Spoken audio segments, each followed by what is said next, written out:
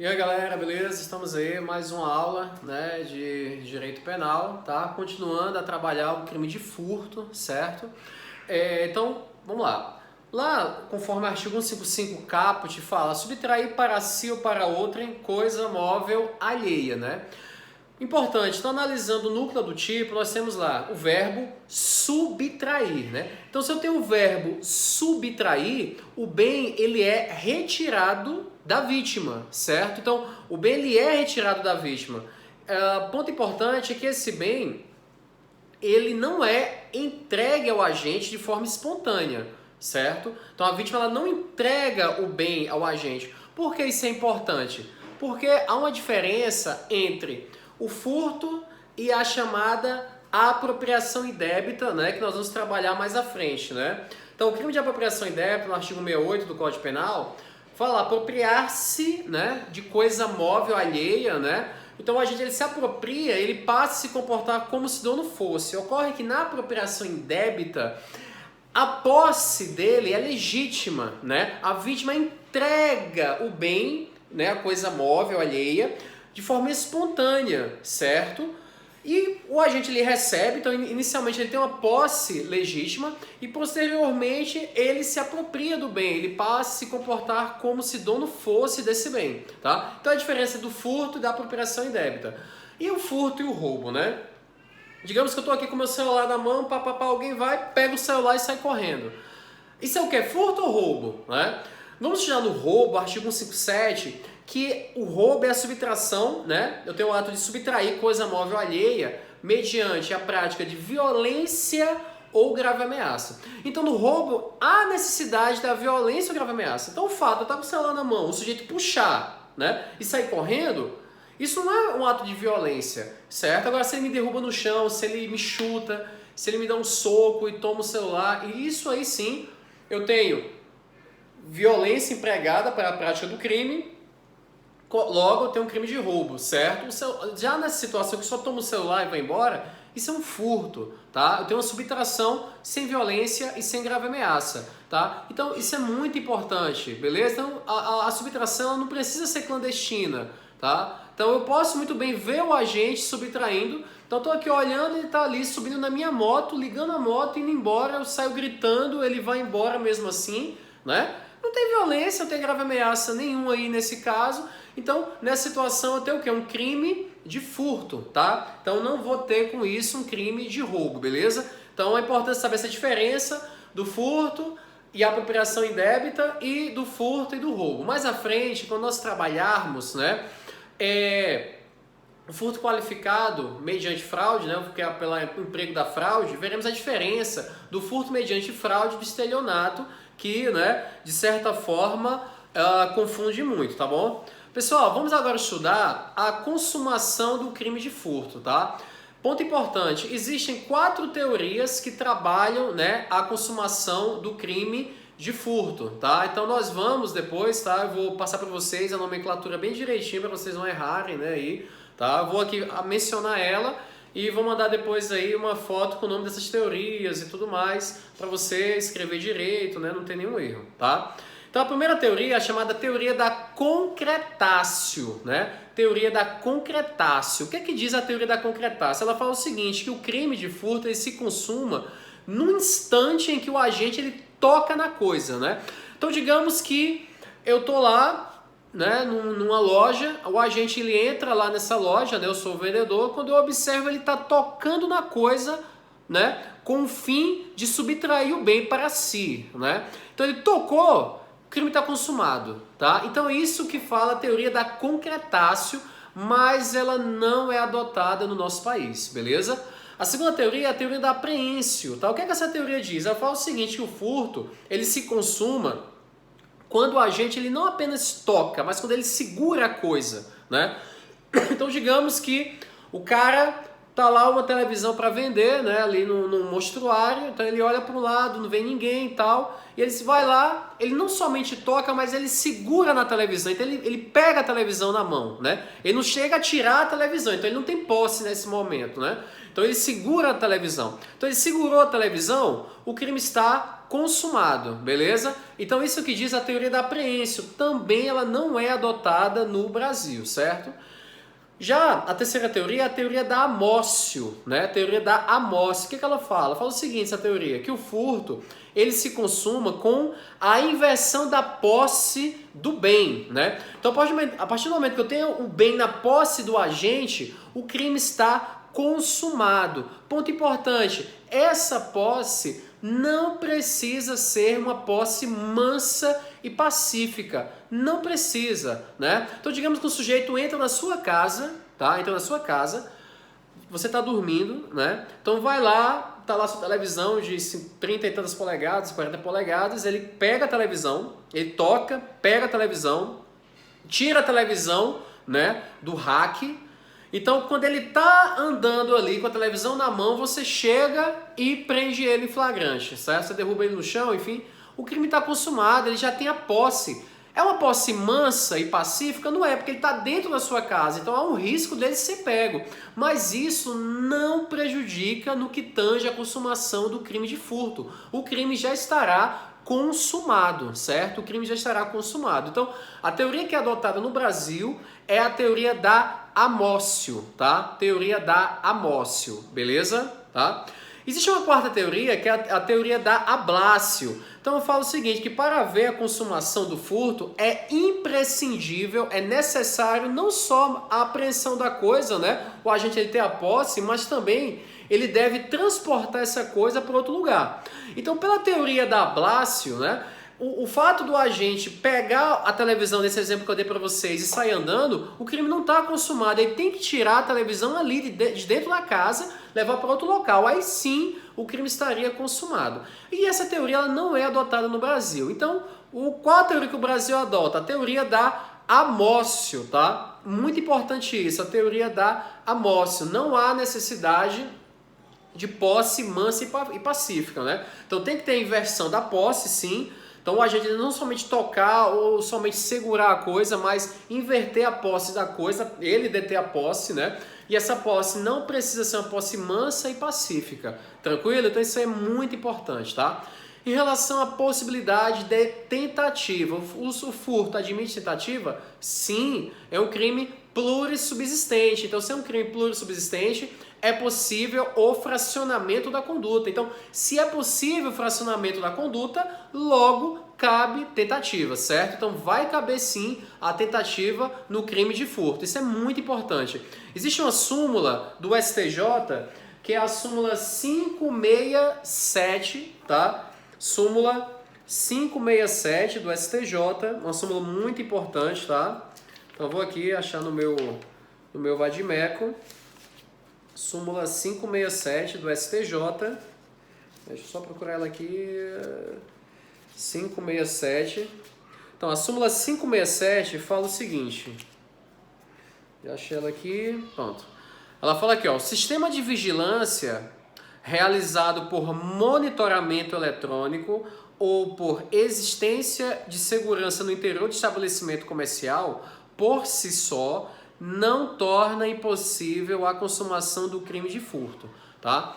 O que é isso? Digamos que o sujeito ele entra num estabelecimento, né, no mercado, e a partir do momento que ele entra, ele vai numa seção, começa a olhar outra seção, a equipe de segurança do local começa a perceber a movimentação suspeita do sujeito, né?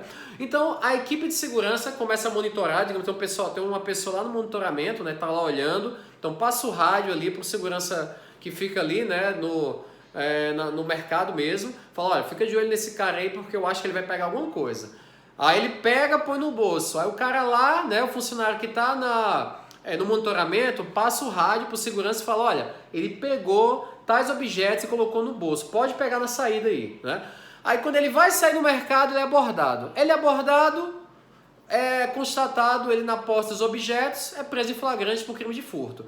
Então existia uma discussão antes do seguinte, olha, então se eu tenho um estabelecimento todo monitorado, é impossível a consumação do furto, né? Então eu não vou ter um furto consumado, beleza? Então não é possível, ele está sendo monitorado, então ele não vai conseguir obter êxito em levar o objeto com ele, né, para fora ali do estabelecimento, enfim.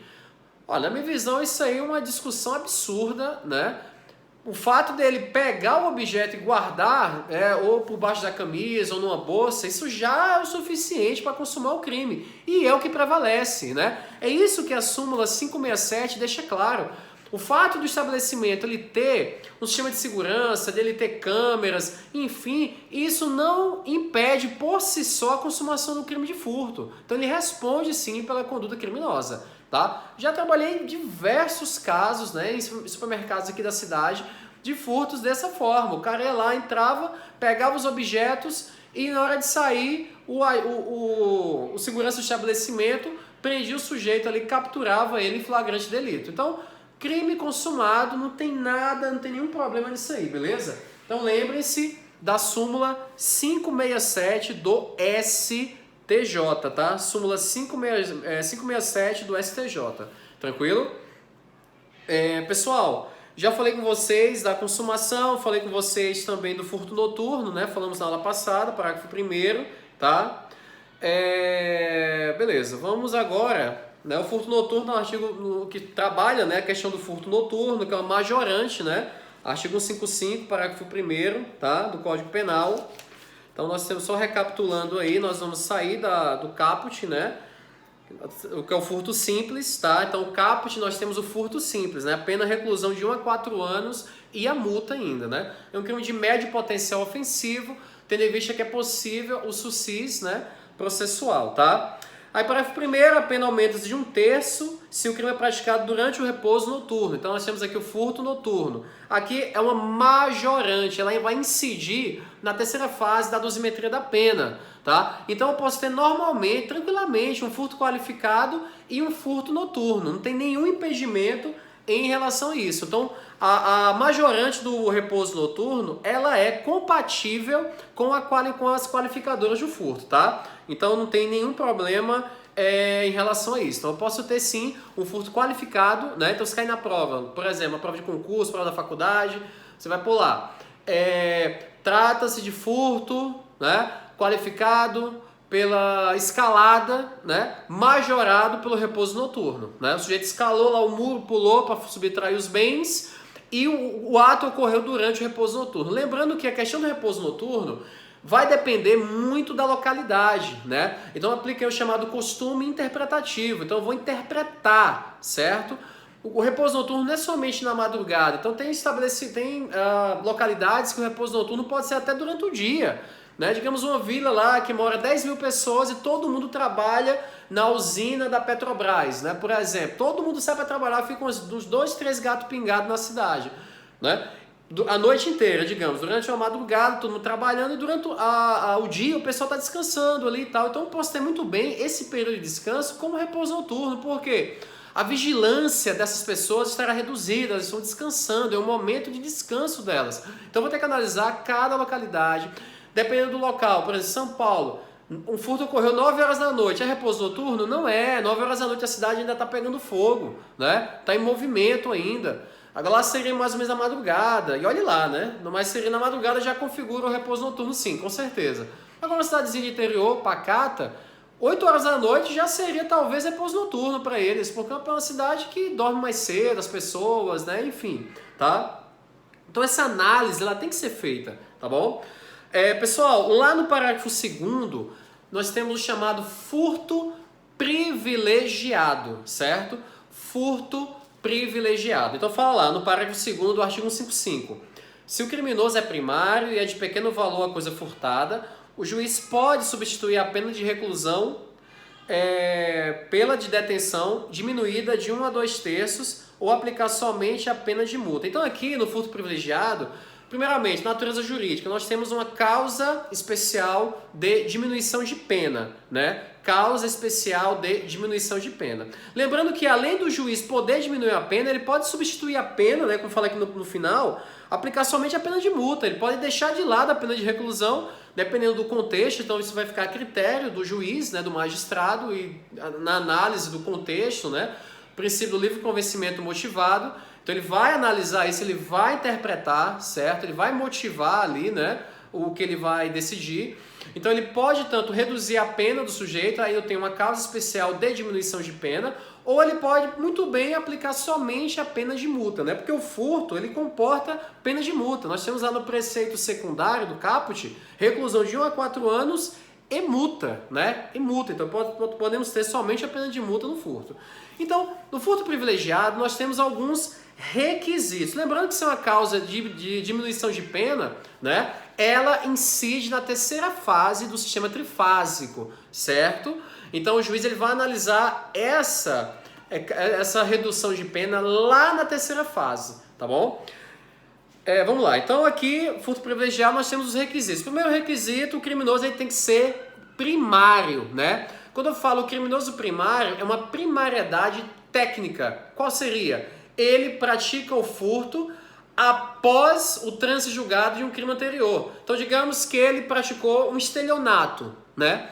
E esse estelionato transitou em julgado em 2018. Aí em 2019 vai lá e pratica um furto. Acabou, ele não é primário, ele é reincidente em crime doloso, certo? Então, se ele é reincidente, ele não é primário. Então, a ele não se aplica a privilegiadora do furto que está aí no parágrafo 2º. Tranquilo? Tá? Segundo requisito, pequeno valor da coisa subtraída. Pessoal, existe uma discussão muito grande na doutrina. Que valor seria esse? Prevalece que seria o valor de até um salário mínimo, tá? Vigente no país à época do fato. Então eu vou analisar qual o valor do salário mínimo. Acho que hoje não sei se é 1.000 alguma coisa, né?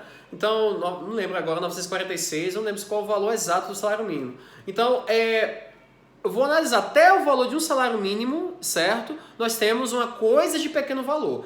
Agora, se eu tenho um furto, né? Tudo bem, o sujeito é primário, ele furtou um carro, aí é difícil, não vai ser aplicado, né? Com certeza, a privilegiadora, né? A redução da pena, né? Ou a aplicação somente da pena de multa, tá?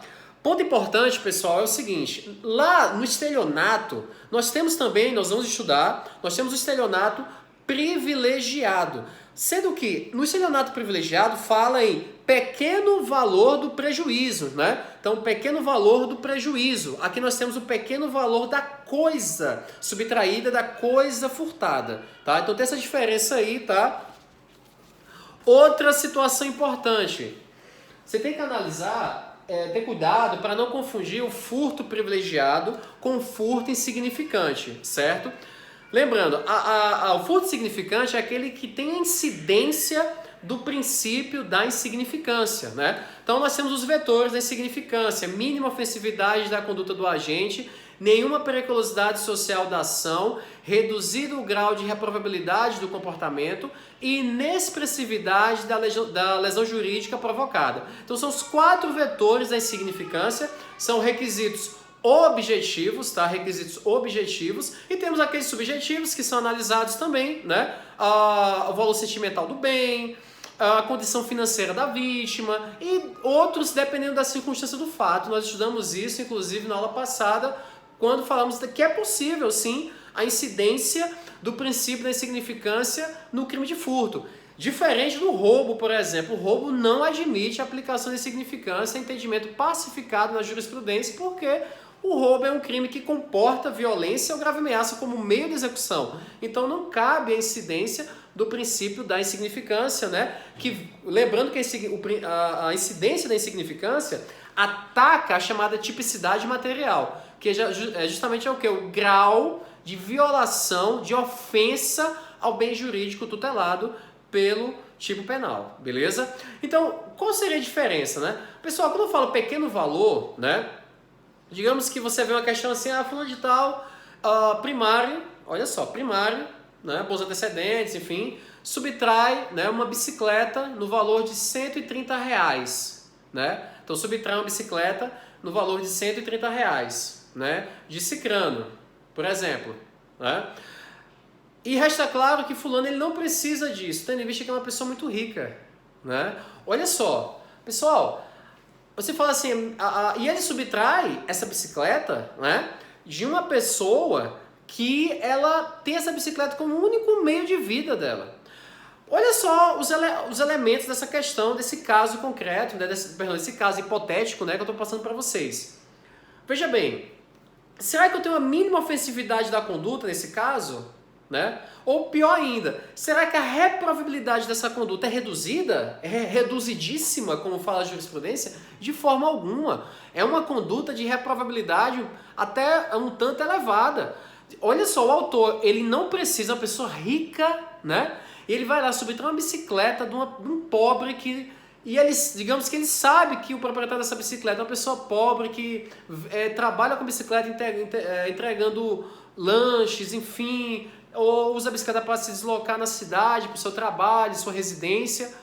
Então não cabe o princípio da insignificância numa situação como essa, tá? Mas vai caber a redução da pena, né? Ou a aplicação somente da pena de multa, tendo em vista o quê? A incidência do privilégio, a incidência do chamado furto privilegiado. Ele é primário e a coisa ela é de pequeno valor. Então aí sim eu não tenho um furto significante, mas tenho sim um furto privilegiado. Então tem que ter muito cuidado, certo?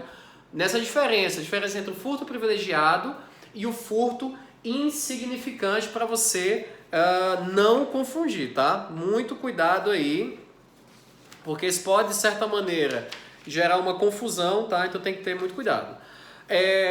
Outro ponto, será que eu posso, por exemplo, ter um furto privilegiado cometido durante o repouso noturno?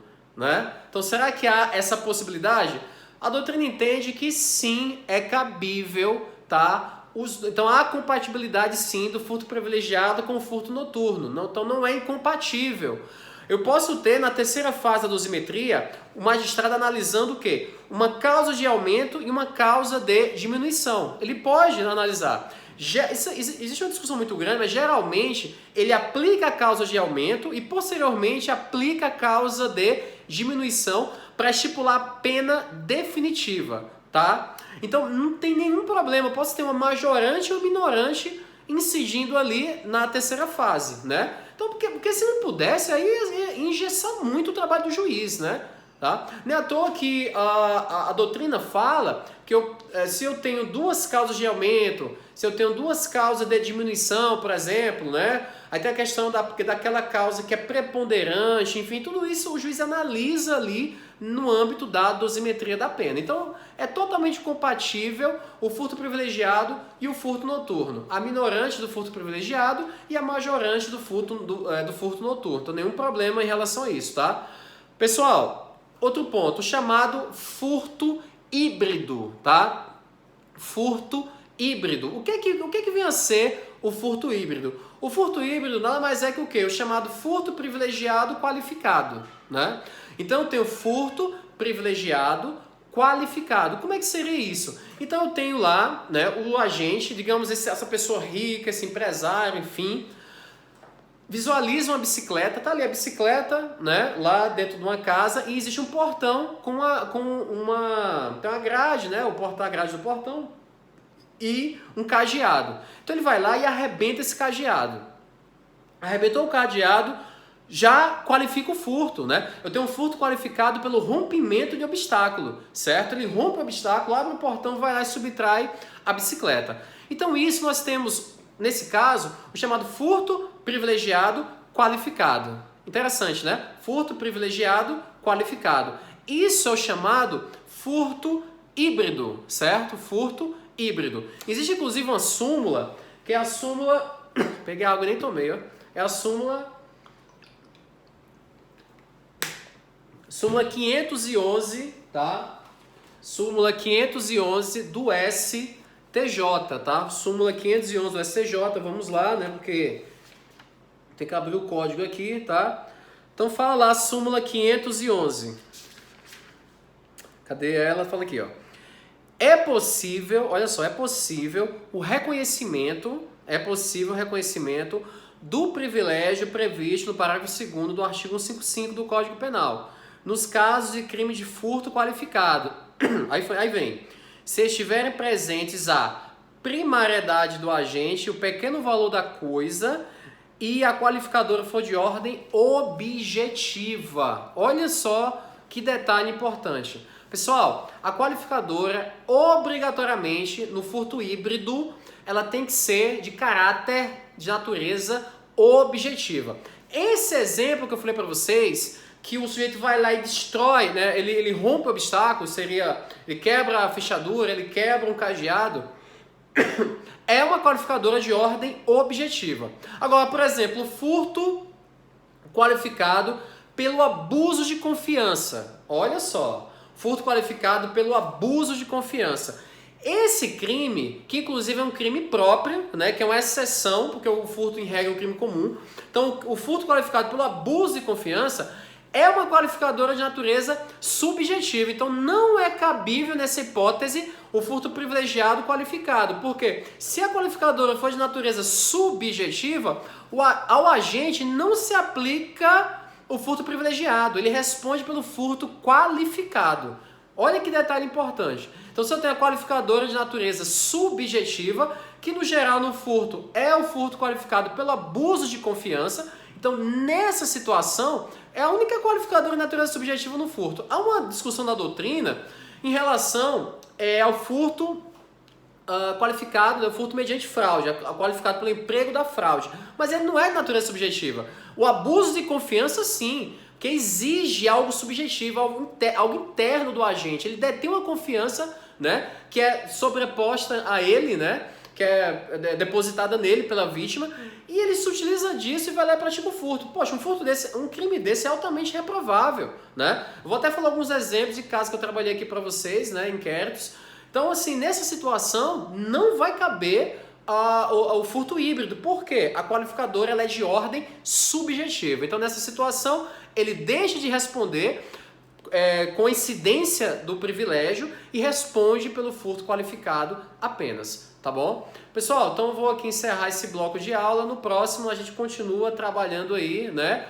Agora, né, depois que acabamos, né, de falar do furto híbrido, vocês viram a súmula 511, né? Lembrando que os requisitos do furto híbrido: primariedade do agente, pequeno valor da coisa furtada e a qualificadora de ordem objetiva, né? Que é o chamado furto privilegiado qualificado, tá bom? No próximo bloco já vou iniciar a trabalhar com vocês as qualificadoras do crime de furto, tá? Então era isso, um grande abraço, fique com Deus e até a próxima.